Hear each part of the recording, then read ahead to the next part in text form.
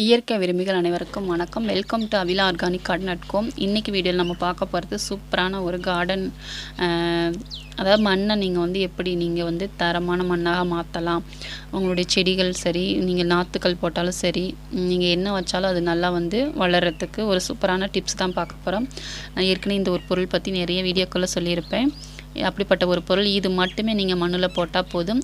இதை நீங்கள் போட்டு நீங்கள் மண்ணில் வந்து ஒரு 10 to 15 நாள் இடைவெளிக்கு அப்புறம் நீங்கள் வந்து நாற்றுக்கள் விதைகள் எது போட்டாலும் உங்களுக்கு நல்லா அதனுடைய வளர்ச்சி நல்லா இருக்கும். அதுக்கு முன்னாடி பார்த்தீங்கன்னா மண் கொஞ்சம் உங்களுக்கு நல்லா தயார் பண்ணணும். அதுக்காக தான் நான் அதை மாதிரி போட்டிங்கன்னா நல்லாயிருக்கும். இதனுடைய வேலைன்னு பார்த்தீங்கன்னா நீங்கள் வந்து இதை தோட்டத்து மண் கூட எடுத்து போடலாம். இல்லைன்னா நீங்கள் எந்த கார்டன் சாயிலாம் இருக்கட்டும், இல்லை உங்களுக்கு பாட்டிங் மிக்ஸில் நீங்கள் போடும்போது இதை கொஞ்சம் எடுத்து உங்கள் பாட்டிங் மிக்ஸ்க்கு ஏற்ற மாதிரி நீங்கள் போட்டு ரெடி பண்ணுங்கள். இது கூட வேறு எதுவுமே சேர்க்க வேணாம்.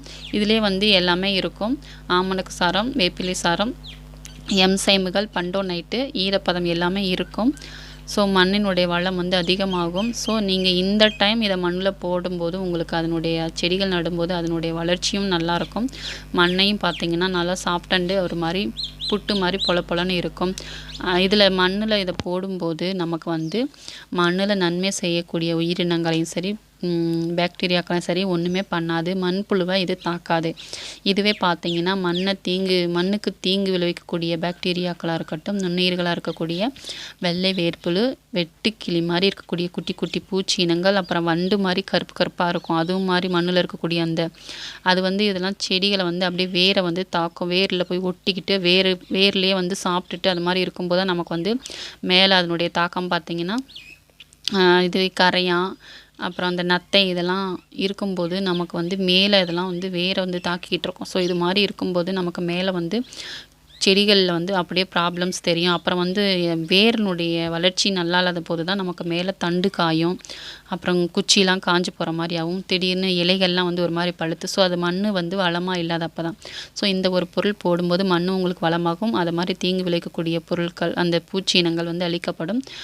அது எப்படின்னு சொல்லி கேட்டிங்கன்னா, அது வந்து வேரை போய் தாக்கும்போது வேர் வந்து இந்த நம்ம போடக்கூடியதை வந்து உறிஞ்சி வச்சுக்கும் இல்லைங்களா.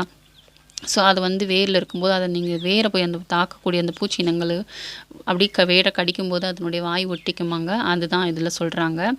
அதுதான் நம்ம வந்து இதில் சொல்கிறது தீங்கு விளைவிக்கக்கூடிய பாக்டீரியா. இதுவே நன்மை செய்கிற உயிரினங்கள் பார்த்திங்க, இதுவே மண்புழுலாம் பார்த்திங்கன்னா மண்ணுக்குள்ளே இருக்கிற அந்த மண்ணை நெண்டிக்கிட்டே போகுமே தவிர அதை வேறு எந்த ஒரு அட்டாக்கும் பண்ணாது. அதனால் அது மாதிரி இருக்கக்கூடிய நன்மை செய்யக்கூடிய உயிரினங்கள் வந்து மண்ணை வந்து வளப்படுத்தி தான் கொடுக்கும். அதனால் அதுக்கு எந்த பாதிப்பும் இருக்காது. இதுவே மண்ணை வந்து டேமேஜ் பண்ணக்கூடிய பூச்சி இனங்களாக இருக்கட்டும், வேறு தாக்கக்கூடிய பூச்சி இனங்கள் இப்படி தான் அழிக்கப்படுதுன்னு சொல்கிறாங்க. இப்போ உங்களுக்கு ஓரளவு புரிஞ்சிருக்குன்னு நினைக்கிறேன். இது நீங்கள் வந்து இது கூட எதுவுமே வேறு எதுவும் போட தேவையில்லை. இதில் இருக்கக்கூடிய விஷயம்னு பார்த்தீங்கன்னா வேப்பிலை சாரம், ஆமணக்கு சாரம், பண்டோனைட்டுகள், எம்சைமுகள், ஈரப்பதம் எல்லாமே இருக்குது. நீங்கள் இதை போட்டுட்டு ஒரு 10 to 15 நாட்கள் இடைவெளி விட்டு தான் நீங்கள் வந்து செடிகளாக இருக்கட்டும், விதைகளாக இருக்கட்டும், நாற்றுக்களாக இருக்கட்டும் நீங்கள் வந்து வைக்கணும். அப்படி வச்சிங்கன்னா உங்களுக்கு மண் நல்லாவே வளப்படுத்தி கொடுக்கப்படும். அதனால தான் நம்ம அந்த கேப் சொல்கிறோம். அதுக்கப்புறம் நீங்கள் அதில் எடுக்கக்கூடிய அந்த பொருட்கள் என்னவாக இருந்தாலும் உங்களுக்கு அது தரமானதாக இருக்கும். ப்ளஸ் வந்து அதனுடைய வளர்ச்சி வந்து பார்த்திங்கன்னா நல்லா இன்க்ரீஸாக தெரியும். டேஸ்ட்டும் அதிகமாக இருக்கும். அதை நீங்கள் வந்து ஃபீல் பண்ணுவீங்க. ஸோ இப்படி தான் நம்மக்கிட்ட வந்து இது மட்டும் இல்லை, மண்ணை இதில் வந்து நீங்கள் வேறு எதுவும் போடணும்னு அவசியம் இல்லை. ஃபார் எக்ஸாம்பிள் இப்போ வந்து வேப்பம் புண்ணாக்கெலாம் போடலாமான்னு கேட்டால் அது தேவையில்லை. ஏன்னா இதிலே வேப்பிலை சாரம் வந்துடுது. இது வந்து நேனோ டெக்னாலஜி மூலம் வந்து அறிஞர்கள் நமக்கு தயார்படுத்தி கொடுத்துருக்காங்க. இந்தியா கவர்மெண்ட்டே நமக்கு வந்து நல்ல ஒரு ஆக்ரோ ப்ராடக்ட்டு, நல்ல விவசாயத்துக்குரிய பொருள் வந்து கவர்மெண்ட்லேயே நமக்கு கவர்மெண்ட்டே நமக்கு வந்து இது தரமான நல்ல விவசாயத்துக்குரிய இயற்கை ஈடுபொருள்னு அங்கீகாரம் கொடுத்துருக்காங்க. அதுக்கான சர்டிஃபிகேட் அதை கண்டுபிடிச்ச சயின்டிஸ்ட் மோகன் பெல்கம்ன்றவர் இதை பயன்படுத்தி நிறைய ரிசல்ட் எடுத்துகிட்டு இருக்காங்க. நீங்கள் யூடியூப்பில் சர்ச் பண்ணி பாருங்கள். இந்தியா க்ரோவோட ஆக்ரோ ப்ராடக்ட்னு போட்டு பாருங்கள். புவஸ்தரா இருக்குது, க்ரோ மேஜிக் இருக்குது. இந்த மாதிரி மண்ணில் இருந்து செடியினுடைய வளர்ச்சி எல்லா விதத்துலேயும் வந்து பூச்சி விரட்டி, ஃபங்கஸ், அப்புறம் வைரஸ் எல்லாத்துக்குமே நம்மக்கிட்ட சொல்யூஷன் இருக்குங்க. இது முழுக்க ஆர்கானிக் இயற்கைங்க. இயற்கையை விரும்பியவர்கள் மட்டும் கண்டிப்பாக இதை பயன்படுத்தி பலன் பெறுங்க. இதில் கிடைக்கக்கூடிய எனக்கு ஈல்டு எல்லாமே நீங்கள் பார்த்துருக்கீங்க. அதில் ஒன்று தாங்க இது.